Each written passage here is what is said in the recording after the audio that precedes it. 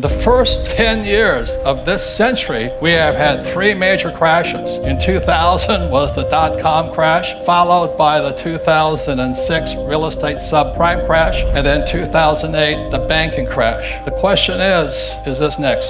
This is the giant crash of 1929, and every time I listen to those guys on CNBC, I call it bubble vision, they keep talking about the giant crash of 1929. I tell you what, it doesn't even compare to this one coming. So that's why I write and I speak, and I'm very concerned about our futures, our well-being, and the state of the economy.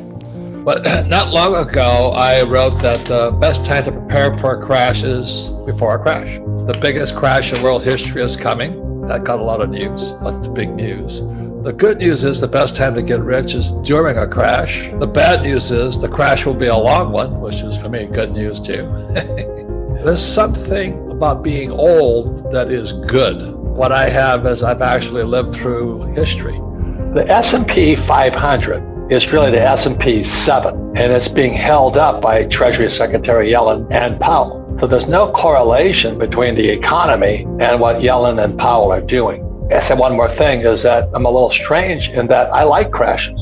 So this next crash is going to be really, really good, but it'll bring down gold, silver, Bitcoin, stocks. But the good news is a crash is a good time to get rich. The big debate is there inflation or deflation? And if you look historically, what's happened today is the nominal debt to GDP is a correlation of M2, the volume of money, times the velocity of money. And the reason Yellen and Powell are scrambling is because they've expanded M2, so everybody thinks there's going to be inflation. But velocity of money, which is what Jim Records and I always talk about, the velocity of money is plummeting.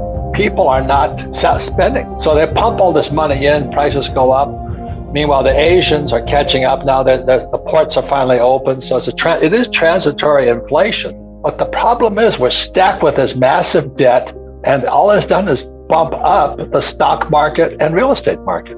The money has not gone into the economy. That's the sad part. So the rich get richer, but the poor and middle class are getting poorer. It is tragic what's happening today. I don't know what it'll exactly be, but you can't keep printing fake money. You know, that's M2. And the velocity of money keeps dropping, but the debt keeps going up. So you and I don't have to go to Harvard to understand that's not good. This is going to be the biggest crash in world history. We have never had this much debt pumped up. Debt is the biggest problem of all, but that's called M2, money supply. And the debt to GDP ratio is out of sight. So when it comes down, which it brings everything down with it, and I want to give people the big picture. The reason I don't care for Yellen or Powell, because they're both Marxist. And when I say that, I get nailed. I will read you a quote from Lenin. Okay, this is Vladimir. He says, the establishment of a central bank, this is a direct quote, is 90% of a communizing of a nation. That's Yellen and Powell. And the other statement from Lenin is, and this is in manifesto here, the best way to destroy the capitalist system is to debauch the currency. I'd say it's desperate people doing desperate things. As you and I know, the stock market, like I said, it's not the S&P 500, it's the S&P 7. And the separation between the stock market and the economy has never been worse. I'm just disturbed because the money is staying only in the investor market. Every time the Fed does something, the Treasury does something, only guys like me get richer. But the money is not going into the real economy. They're not investing. They haven't invested for years in plant and equipment. So we have massive, massive unemployment and underemployment. And that's why I quote Lenin, the establishment of a central bank is 90% of communism. And the best way to destroy a capitalist system is to debauch the currency. That was in 1971 that Nixon took the dollar off the gold standard. So in this book here, I kind of woke up in 1972 as a Marine pilot flying in Vietnam. And I went behind enemy lines in Vietnam looking for gold because it was illegal in 1972 for Americans to own gold. When markets crash, it's the best time to get rich. So I'm getting very excited about a crash coming because the better stocks will come available. Unfortunately, Michelle, there would be massive social unrest. That's what I'm more concerned about, because we have not reinvested. The Fed and the Treasury have only invested in the investor class. They haven't invested in the working class. And the working class is without jobs, without pay, without this. Their 401ks are going to get toasted. And that's why I'm more saying I don't like what's happening. I've tuned in to YouTube and all the financial markets 24/7. And that's one of the best things about technology. This COVID thing really pushed up technology. And I love YouTube. I listen to some of the most smart guys on planet Earth.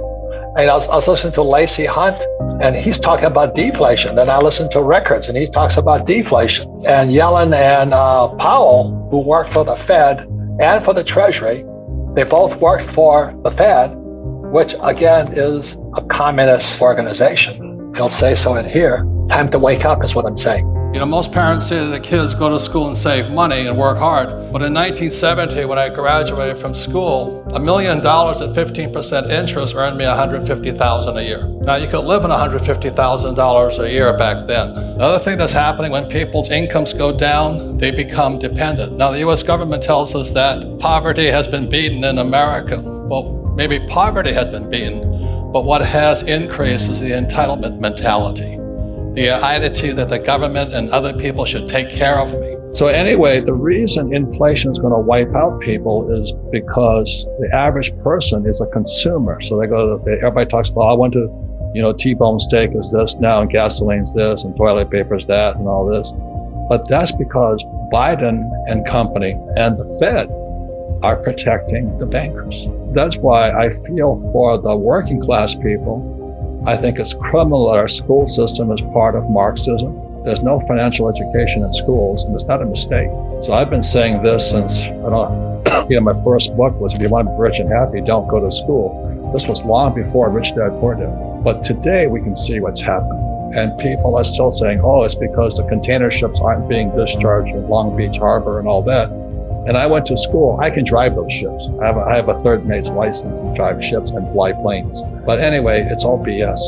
So the people who are complaining about inflation, just know it's because the Federal Reserve Bank, the U.S. Treasury, which is Janet Yellen, who was also head of the Federal Reserve Bank, they're as corrupt as they come. They're communists. They're frickin' communists, and we worship them. This is what's sad. The Fed should have let those guys fail, but they kept them afloat. Every time they made money, it created more debt. It just created more fake money. And America got poor. The deficit kept going up because they had to have that toing and froing. Triffin's dilemma, plus Schumpeter, which is that capitalism is destructive.